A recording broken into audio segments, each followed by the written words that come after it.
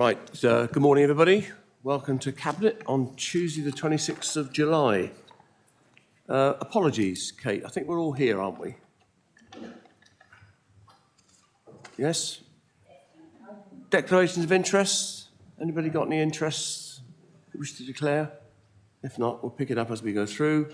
Minutes of the meeting on the 21st of June. Can I sign those as a true record? Nobody disagreeing with me? Good. Public participation. We have a written submission from the head teacher of Swanage School, and we'll treat that with a written response. Andrew Parry, do you want to add to that, please? Thank you, Leader. Just to confirm that a written response has been drafted and will be sent to the school. Thank you very much, Andrew. We go on to questions from members, and we've got a couple of questions today from Brian Heatley, who I think is joining us remotely. So, Brian, I'm going to let you come in now and ask your questions, please.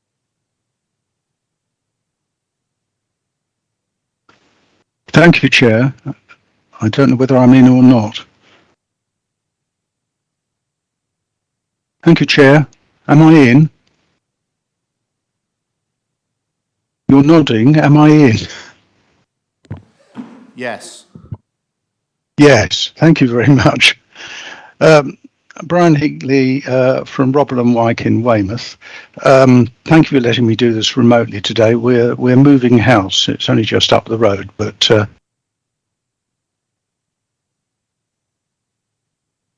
my first question is about the Q1 financial management report. The forecast overspend for the current year, excluding the Dedicated Schools grant, is 6.6 million. Para 9.3 reports that CPI inflation has now reached 9.1%, as the report was written, but actually I think the latest is 9.4%. What assumptions about monthly inflation for the rest of the year and the local government pay settlement underlie the 6.6 million forecast? Thank you, Brian. Gary Suttle, can I ask you to respond, please? Is it on? It is. The Council, thank you, Brian, for the question. The Council has already done a significant amount of work with supply chain to mitigate the impacts of inflation.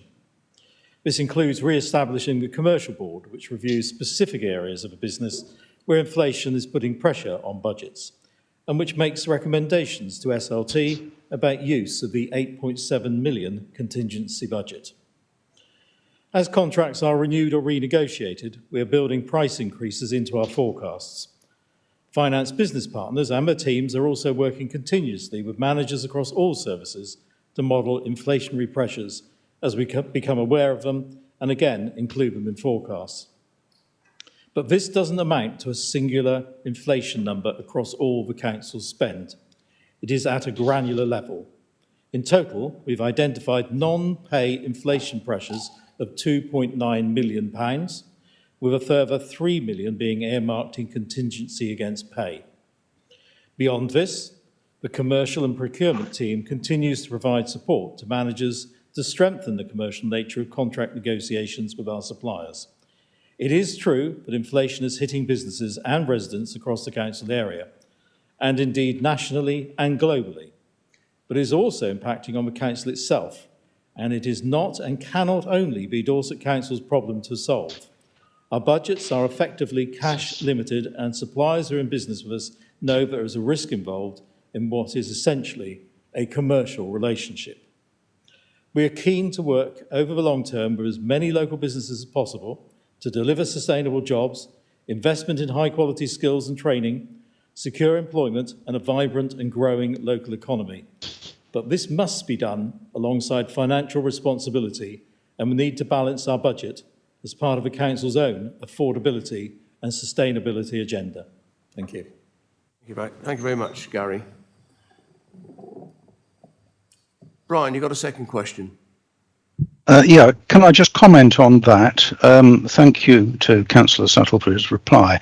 I think the comfort I'm really looking for is that the assumptions behind this one, and I understand the points about granularity and so on, are maybe a bit more realistic than the assumptions we were making at the time of the budget, that we have begun to come to terms with this.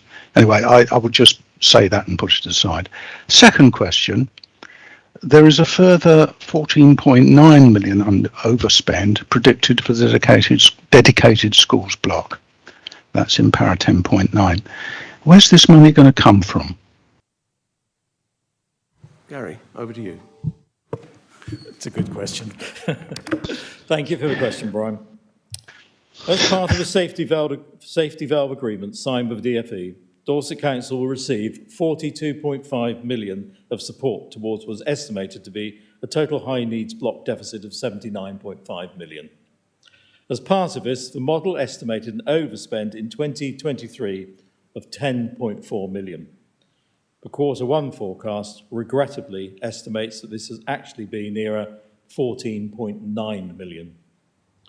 Current regulations mean that overspends against the dedicated schools grant are ring-fenced and treated as negative reserves that are unusable by the council. However, these regulations are scheduled to fall away on the 1st of April 2023, at which point deficits are anticipated to fall to councils to fund. This council has demonstrated its commitment to increase sufficiency of SEND provision and to recover the HMB financial position as part of this. A further paper on SEND capital spend is coming to Cabinet in September, and a further update on the position of the high needs block will be provided in the Q2 finances report in November.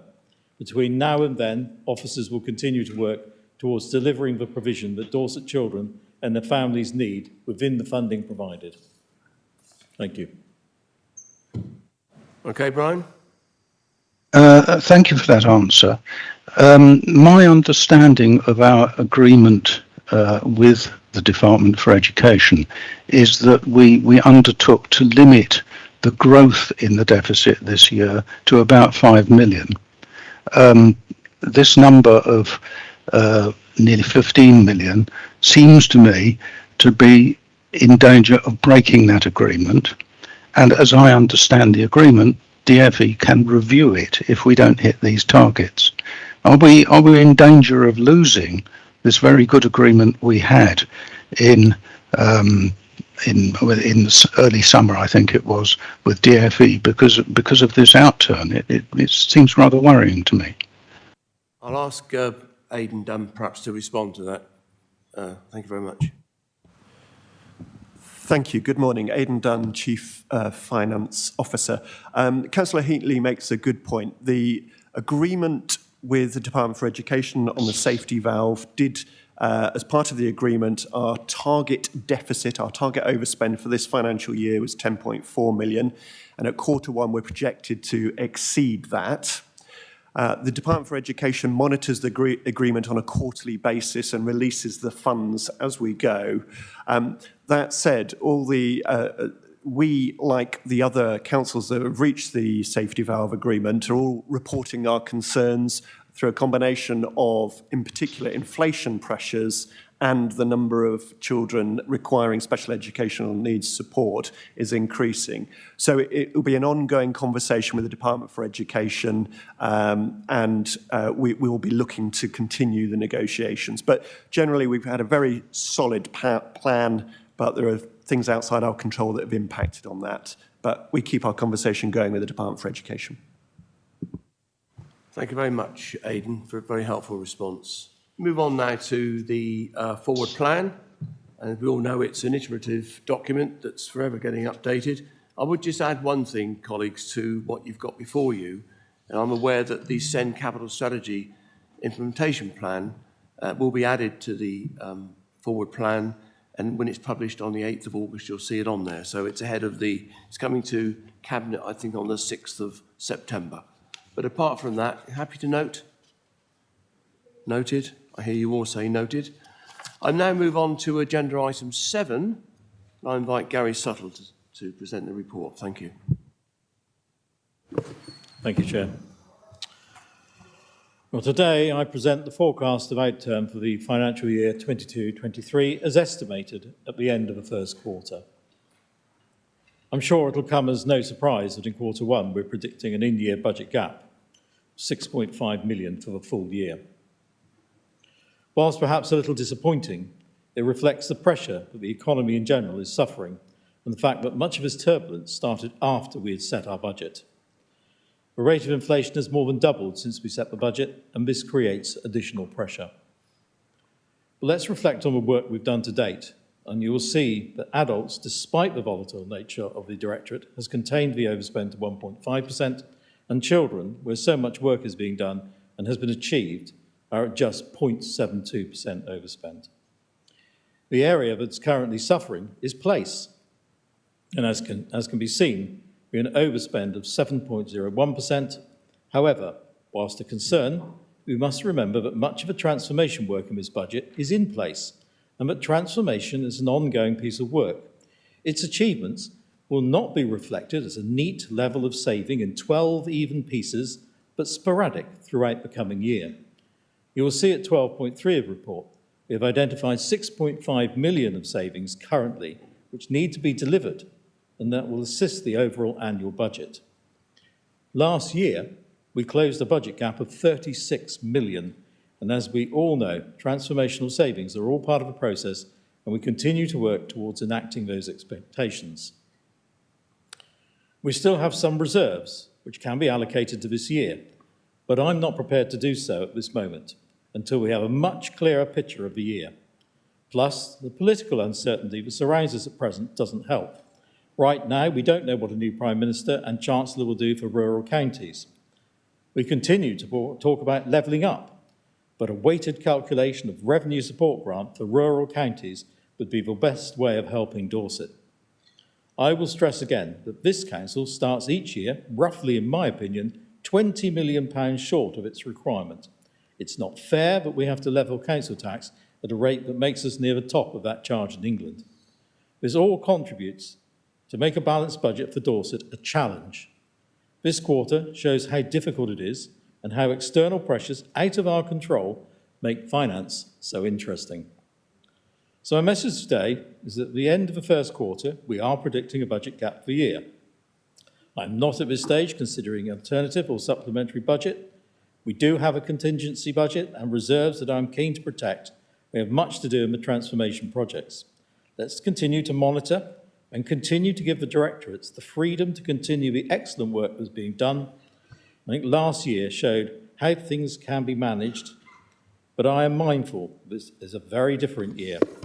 The second quarter will be far more interesting and informative, and we'll also be beginning work on the 22-23 budget, 23-24 budget, and refreshing the medium-term financial projections. I've said before, if we have to face changes to this budget, we will do so, and we're fully prepared to adapt to a changing financial situation if needed. Thank you. Thank you very much, Gary. Before I open it to non-executive colleagues in the chamber, can I get a seconder to the recommendation before us? Councillor Ray Bryan. Yes, Chairman, very happy to second this. Thank you very much. You can always come back, as I say. So open it up to colleagues that are not on the cabinet. I noticed that David Gray's got his hand up. David. Thank you, Chair. Apologies that we're getting into a bit of granularity here. 10.34, just a suggestion. Probably like to see some sort of age debt provision for housing, just so that we know whether we'll be a more or less successful current year to previous years.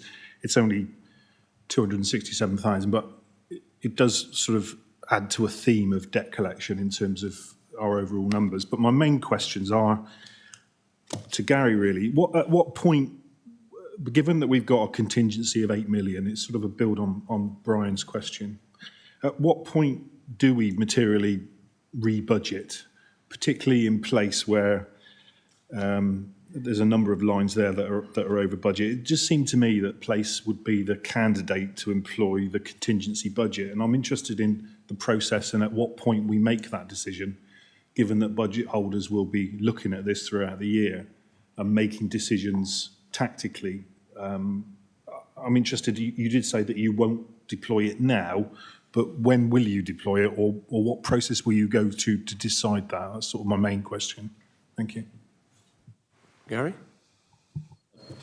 Thank you, David. I believe that, as I said in the report, in my preamble, that Q2 is a crucial stage, halfway through the year. It's no good if we have to change, that's probably the time to do it. It's no good waiting to the third quarter. You won't have enough time to do anything.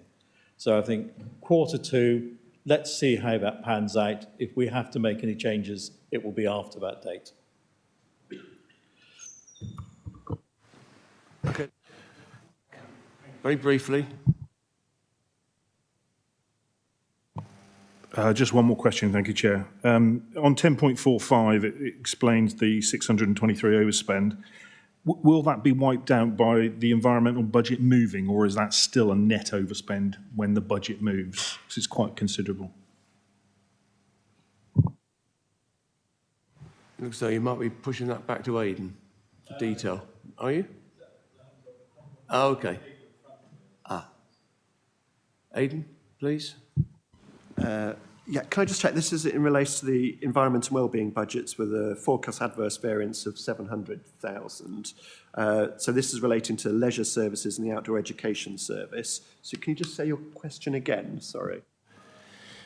Under 10.45, it talks about the adverse of almost 700,000, but then it talks about a forecast adverse variance of 623, and I want to know whether that will still be an adverse variance when the budget moves, or will the budget wipe the variance out?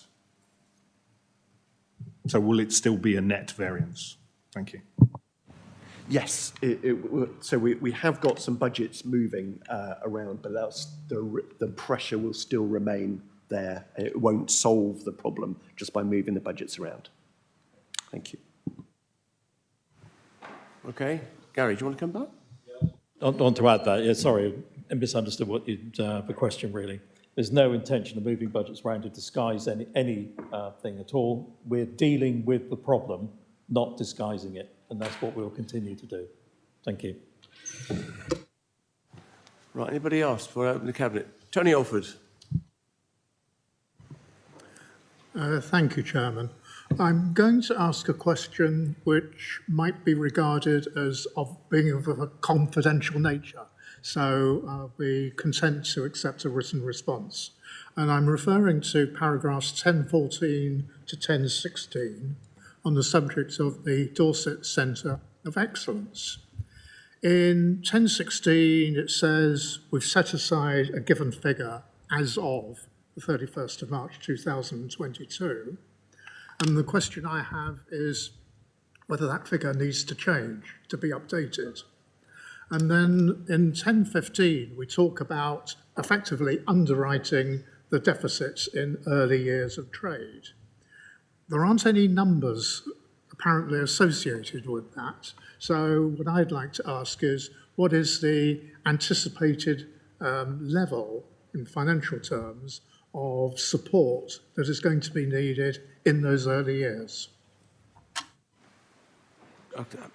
Pass over to Aidan, Dan, or Gary, whichever. Yeah?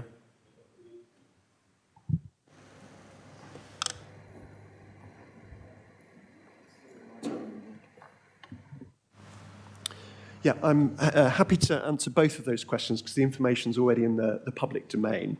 So paragraph 1016, it mentions that Dorset Council has funded just over £1 million in terms of revenue costs until the company started to trade.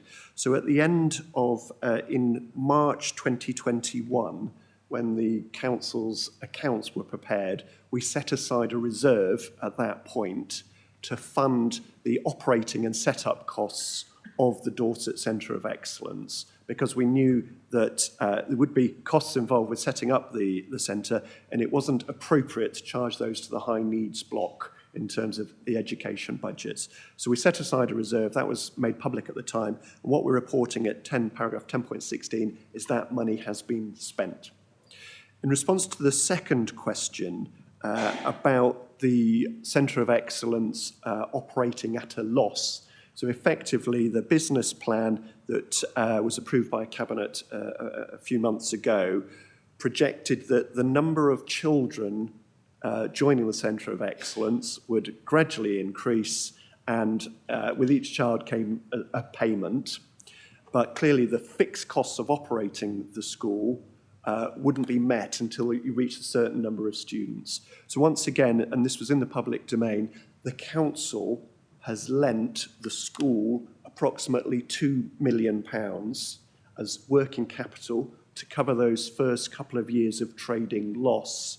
And then as part of the longer term agreement, the school will repay that loan to the council. There's an interest payment associated with it as well. So it's a working capital loan that gets repaid to the council in line with the business plan that's been previously published.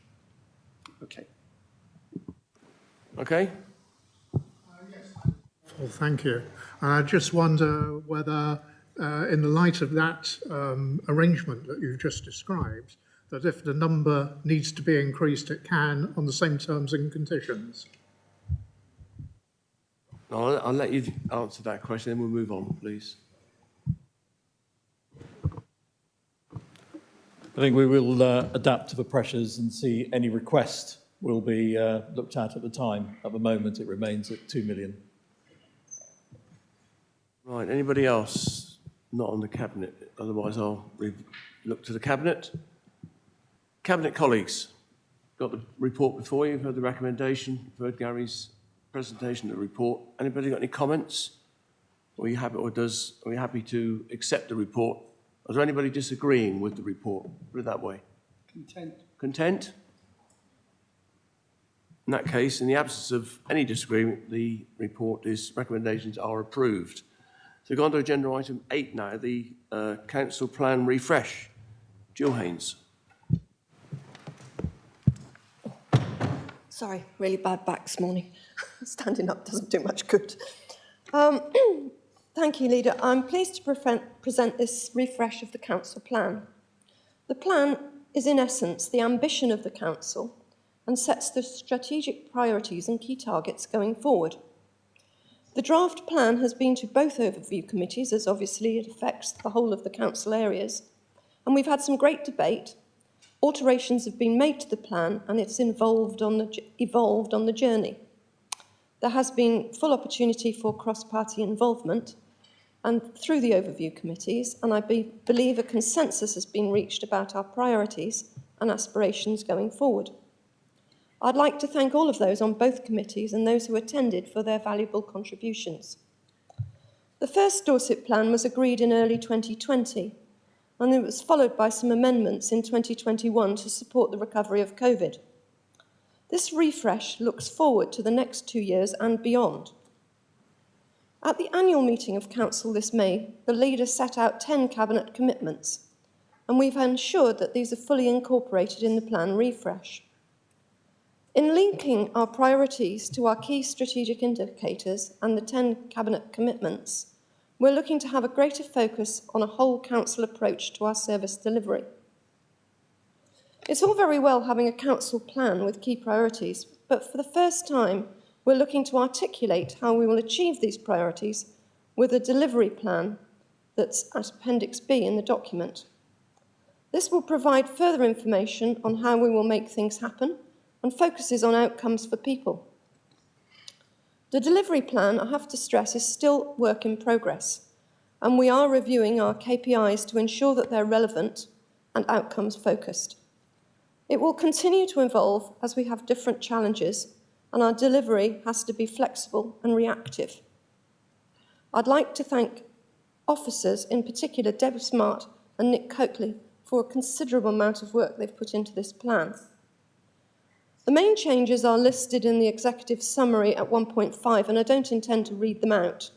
But I would like to point out to Cabinet that this year I'm pleased that we have included a cultural thread through our corporate plan, and this is definitely going to be in time for next year's Dorset and Culture. What's it called properly? You couldn't hear, could you? No. Dorset's Year of Culture, 2023. And I would like to commend the plan to the Cabinet. Thank you. Thank you very much, Jill. I believe, Laura, you want to second this? Laura Beddow, want to second this? Very happy to second this, Chair. Thank you. before I open it up to non-cabinet members, I remind you all that this is a recommendation that will go to full council, as it's a full council who approved the plan in the first place. So quite rightly, on the 20th of October, it'll be an agenda item then. So you may wish to sort of prepare yourselves for that rather than necessarily ask questions today, but I won't curtail questions if there are any to be asked. So anybody wish to ask a question about this? No? Okay. So, colleagues, it's been proposed and seconded. Any cabinet colleague wish to contribute anything to this item? If not, I shall ask the question, does any cabinet member disagree with the recommendations set out in the report? Content. In that case, in the absence of disagreement, the recommendations are approved. We now go on to agenda item 9, which is the establishment of a shareholder committee for Care Dorset. It's a paper in my name because it's governance.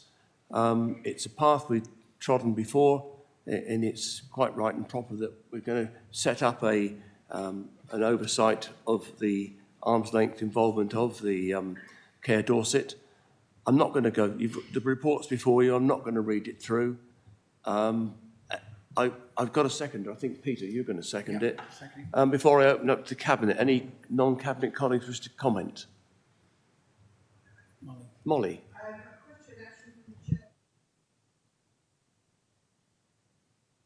I'm sorry.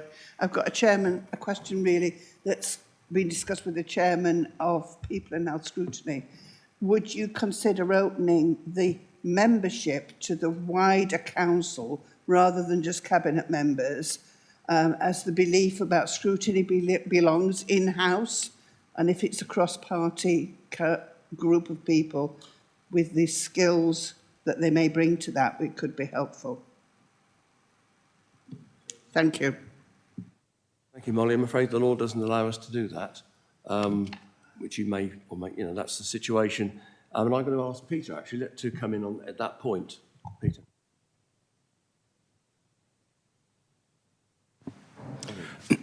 Thank you, Councillor Rennie. On that specific point, I talked to the Chair of People and Health Overview because I was concerned that we are bound by the law on this and we cannot have what we have at the moment, which is all party. So I talked to Councillor Parks and suggested that he take on that role in terms of reviewing the progress as we go along, which he's doing anyway. And I also suggested that there were a number of people from the other parties who are currently involved, and he might like to invite them to his meetings that review the progress on this particular issue. He was happy to do that on both counts, and so this may not be a perfect substitute, but it is something of a substitute, and we recognise the slight problem that's created. Thank you. Can I? Thank you, Molly. Anybody else? If not, I'll open it up to the Cabinet. Any Cabinet colleagues wish to contribute to this item? You know, the proposer and seconder, it's set out in the report quite clearly what this is about. Does any member of the Cabinet disagree with the recommendation set out in the report? In that case, in the absence of any disagreement, the recommendations are approved. Thank you very much. Move on to agenda item 10 now, which is the report on the Monitoring Officer on investigation by the Local Government Social Care Ombudsman. I invite to Andrew Parry, please. Thank you, Chair. This is a formal report by the Monitoring Officer and is issued under Section 5A of the Local Government and Housing Act 1989. It follows the publication of findings by the Local Government and Social Care Ombudsman that Dorset Council was at fault by not adequately meeting a child's educational and special educational needs from 2020 until it was identified and placed this child at a special needs school the following year, 2021. It also found that there were issues in relation to maintaining good communication and dealing properly with the complaints that were made. Those failings had been found by the Ombudsman to amount to fault which caused injustice, and therefore the Ombudsman has made recommendations for the Council to specifically address the injustice suffered by the child and their family, and also to ensure that similar faults do not occur in future. The identity of the child and family has been anonymised in this report. The issues identified by the Ombudsman are by no means unique to Dorset, and his findings sit alongside a national focus report, Out of School, Out of Sight, in which the Ombudsman shares a number of case studies where there were things that have gone wrong and which he sheds light on how all councils can learn from them. The recommendations is that the Cabinet accept the 8 recommendations of the Local Government and Social Care Ombudsman as set out below in section 3.1 of the report, adopt as actions to be taken by Council the further recommendations made by the Ombudsman as set out and commented upon in section 3.3 of the report.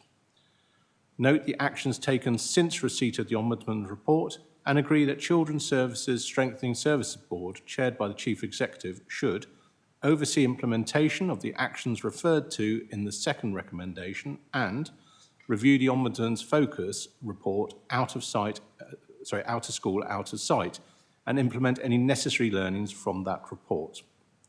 To invite the People and Health Scrutiny Committee to add that the Council's ongoing performance in addressing the Ombudsman's criticisms and concerns to the Committee's forward work programme and commission the South West Audit Partnership to undertake focused work to provide assurance that the actions being taken in response to the Ombudsman's report are embedded in procedure and in practice, and to send the minutes of this meeting to all councillors as the Cabinet's response to the Monitoring Officer's report.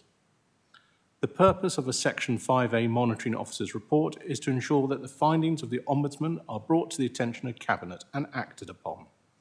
There's also a legal requirement that my report is sent to the Monitoring Officer's report is sent to all other Dorset councillors, and that notices of the Ombudsman's findings are published in a local newspaper. Given the sensitivity of this matter, Chair, I would have thought further comment would be appropriate if it was addressed by Jonathan. Thank you very much, Andrew. I need a seconder, please. Seconded by Tony Ferrari. Any comments from non-Cabinet colleagues? Okay, Cabinet, accept the report. Andrew, thank you very much for your overview of this situation. We'll do all the things that we've been asked to do and comply with. So, so in the absence of any disagreement, or the recommendations are approved. Thank you very much. We move on now to the next agenda item 11, which is Modern Slavery Transparency Statement, and I'll hand over to Councillor Jill Haynes. Thank you, Leader. Got up a bit better that time. The Transparency in Supply Chains provision as Section 54 of the Modern Slavery Act requires commercial entities with an annual turnover of more than 36 million to publish annually a modern slavery transparency statement, and for this to be published on the government-run Modern Slavery Statement Register.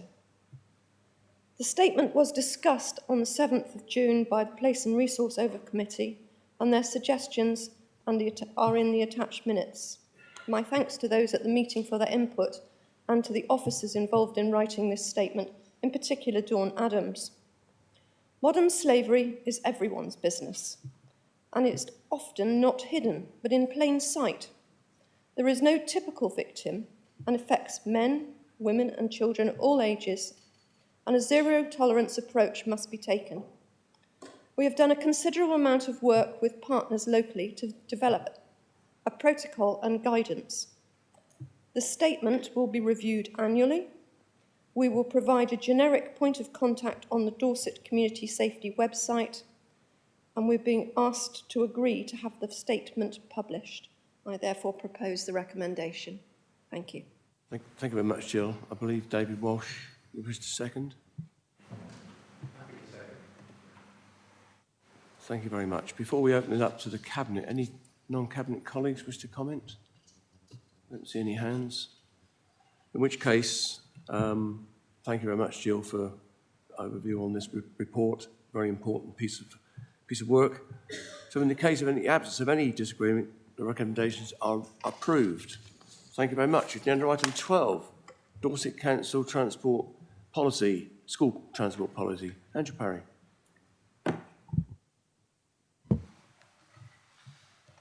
Thank you, Chair. It is our annual duty to publish our transport policy for home to school transport.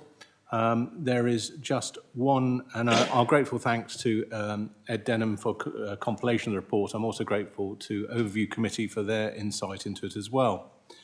There is principally the recommendations as we see them today, that the home to school transport assistance eligibility policy for children and young people attending school 2021-23 be approved and adapted, which includes a rise in the surplus seat price from £800 to £825. That's the one, I would say, notable change in policy. The Dorset post-16 transport support policy for 2021, which includes a rise in the surplus seat from 800, be approved and adapted. A schedule of increase of the surplus seat cost in line with the prevailing retail price index implemented each year without the need to reconsult. The home school transport assistance policy for children and young people attending school and post-16 transport support policy are reconsulted on only either when there is significant change to the eligibility criteria or where there's changes to the statutory guidance that would require significant change of either policy, or in October 2026 for the 2027-28 policy, whichever is the earliest. And finally, that the home to school post-16 transport policy be written in plain English. I'm happy to say that work has been done on that to ensure that there is a one-page summary. Thank you very much, Andrew. I think we all like to hear that stuff's done in plain English, much easier to understand. Another seconder, please. Councillor Ray Bryan. Thank you, Ray. Before I open up to the Cabinet, any non-Cabinet colleagues wish to comment? If not, I'm going to move straight to the fact that we've got the recommendation before us. I can't hear anybody disagreeing with it. So recommendation's approved. So move on to agenda item 13 now, which is a standing item linked to the Cabinet's commitments, really. And today we're going to talk about the Dorset local plan, and I'm going to hand over to Councillor David Walsh.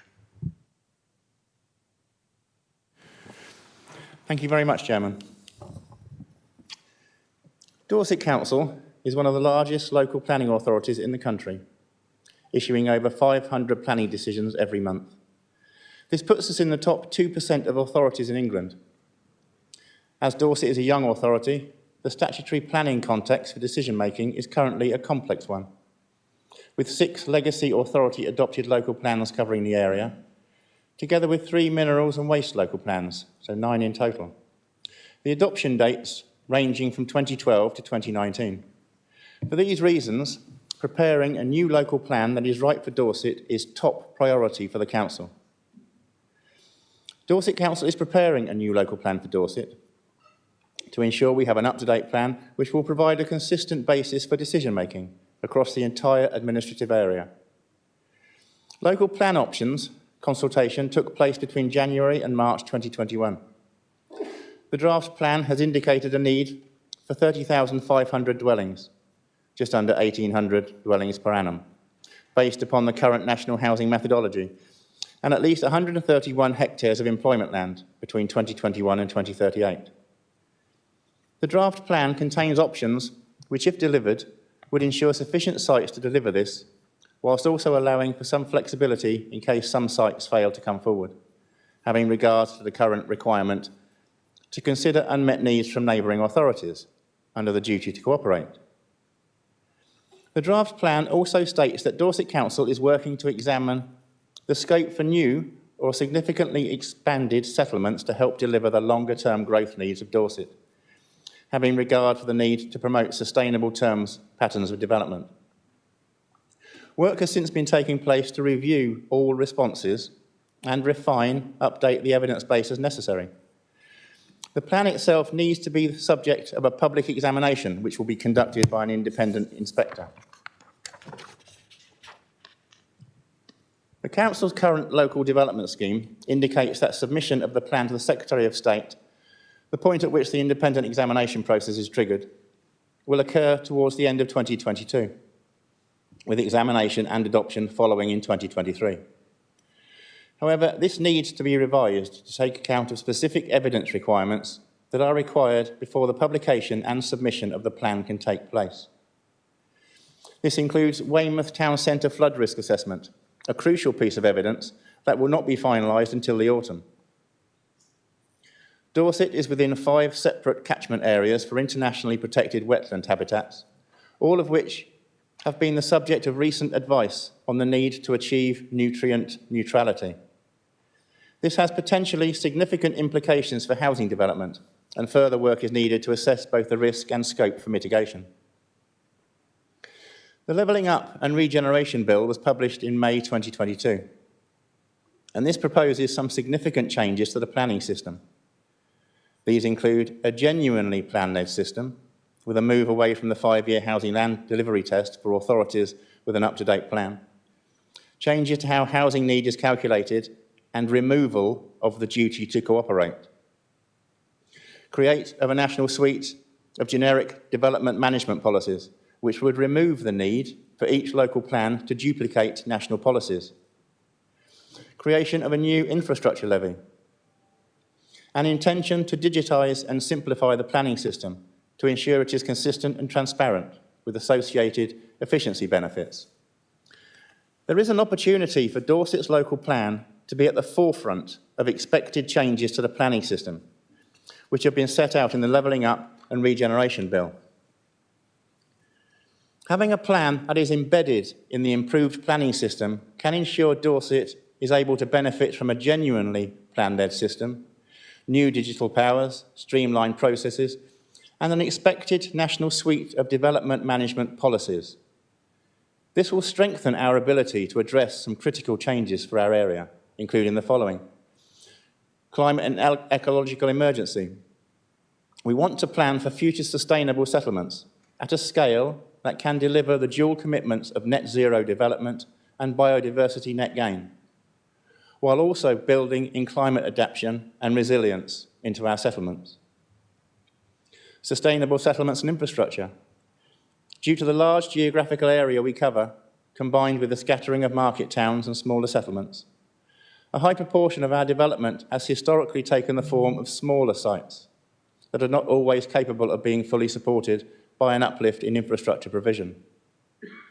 We have an opportunity to look at a strategy that identifies longer-term opportunities for strategic development options that can strike an optimum balance of scale and infrastructure provision and the creation of prosperous and inclusive communities.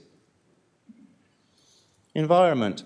Dorset is planning ambitious growth while also having to manage a unique combination of environmental responsibilities, including 5 catchment areas for protected wetlands where nutrient neutrality is required. So what are the implications for timescales?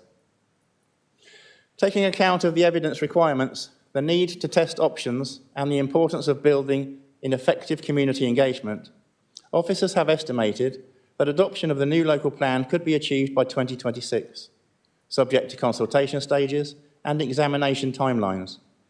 This will allow us to develop a vision for Dorset that delivers sustainable growth in the longer term and secures the effective stewardship of our unique environment. The local development scheme will need to be revised to reflect the additional work required. At present, the presumption in favour of sustainable development that is set out in the National Planning Policy Framework facilitates ad hoc windfall housing development if local authorities have out-of-date local plans and are unable to demonstrate a 5-year housing land supply of deliverable sites. This leaves Dorset exposed to the threat of unplanned development, which in the long term is likely to undermine its vision for sustainable development.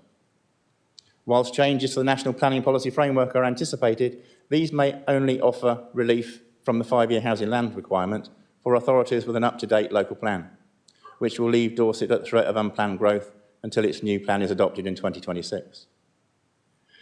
Paragraph 223 of the National Planning Policy Framework confirms that the government will explore potential planning freedoms and flexibilities. For example, where this would facilitate an increase in the amount of housing that can be delivered. Such freedoms and flexibilities would need to be considered by government on a case-by-case basis. Securing such flexibility around the 5-year housing delivery requirements will provide Dorset with some protection against unplanned growth that potentially could undermine the emerging plan and would provide us with the assurances needed to deliver a fit-for-purpose plan by 2026. With this in mind, the leader has written to Greg Clark, the Secretary of State for Levelling Up, Communities and Housing, requesting a reduction of the 5-year housing delivery requirement down to 3 years until the end of 2026, giving us the time needed to advance our local plan without fear of ad hoc development that is contrary to existing or emerging local plan policies. So, Chairman, in conclusion, Dorset is ideally placed to be at the forefront of the new planning system once it becomes enshrined in a revised NPPF. And supporting legislation, this will provide us with a great opportunity to take advantage of a genuinely plan-led system and put in place a strategy that provides a long-term framework for sustainable development in Dorset. It is anticipated that we should be able to get a plan in place by 2026, subject to progress on evidence gathering, community engagement stages, and the smooth running of the examination process. However, it is recognised that without the additional flexibilities that have been sought, there would be some risk in terms of unplanned housing growth if we are unable to demonstrate a 5-year housing land supply. Thank you, Chairman, and I will bring further developments as they happen. Thank you. Thank you very much, David, for that very comprehensive overview of the progress we've made in trying to bring forward a local plan that suits the needs and aspirations of the people of Dorset, which is something that I'm sure all members in this chamber who would normally sit here in a full council meeting would agree that it's important that we get it right. If we take a little bit more time over getting it right, then we should do so. And you know, I've had dialogue with the previous Secretary of State, some very constructive stuff. I've had a couple of fairly lengthy conversations by central government standards with the Chief Planning Officer, very constructive, along with officers supporting me. So I'm optimistic that our voice will be heard and that we will get an opportunity to develop our plan in line with the emerging changes to the standard methodology that's coming forward in the white paper. So watch this space. This is the beginning of a different sort of approach to the way we're going to deliver our plan, but it's one that I feel quite optimistic about, but we're going to need to keep working on it. And certainly I should be making sure, as those of you that attend meetings that I attend with the local MPs, I make them very aware of the importance of them representing Dorset in Westminster, particularly around things like this that have a long and lasting impact on the residents of Dorset. So thank you very much for that. I'm sure those notes, I know there's some comms that will go out beyond the meeting this morning. Will your notes be part of the, will they form part of the minutes of the meeting? That's fine. Right, let's go on to portfolio holder updates and so on. And thank you very much to all of you for sending in your updates. But I'm going to just ask Laura Beddoe, I've got to get used to your new surname, to just give us a little bit of an overview on your report, please. Thank you, Spencer. Absolutely delighted to. So my portfolio is culture, communities and customer services.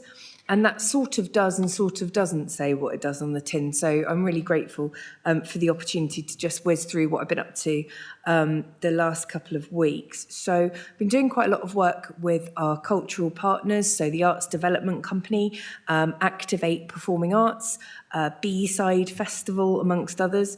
So I went over to Portland, took part in B-Side's assemblage, Whose Land Is It Anyway, and did a bit of foraging as well. So I now know what you can and can't eat. Some mushrooms are edible, all mushrooms are edible, some only once. And that was part of the B-Side's assemblage, which was absolutely brilliant. Went to the opening of Weymouth Sculpture Trail, opened Weymouth Pop-Up Museum, and really grateful to Jill and her colleagues, Debs and Nina, for really pushing culture up in our council plan. It's really, really important. It brings in huge economic benefits, as well as really good opportunities for our young people. And we also mustn't forget that the cultural opportunities that are offered by, companies like Activate, an arts development company, and B-Side, work with some of our adults and children who might have additional needs. And really support their opportunities as well. So contributes to that massive sort of health prevention piece, which is really important. So I also have waste and recycling services in my portfolio, and I was really chuffed that Griffin School's Eco Committee asked me to go and talk with them about how to improve their recycling. They've since been in touch with officers. They're getting some new bins and some signage, and they're really, really interested in that. It's all led by the children, which is great. I've also been around various sort of scouts, brownies, rainbows groups, doing little talks with them. And I think, you know, the kids are so involved and so excited about that. So that's been brilliant. Really enjoyed that. We've also been doing some webinars, some engagement with the wider membership around response to government consultation on waste services and charging for that. And I think that's really important, access to household recycling centres. That was really interesting, and it was really good to get everyone's opinion. I've been to the annual community managed libraries meeting, which was lovely. So our community managed libraries are our volunteer-led libraries. They are so important, and our volunteer community managed libraries are really well thought of nationally. Our support for them and the way that we work together. So it was really lovely to go and meet them, hear what they're doing, and hear how they support our library strategy.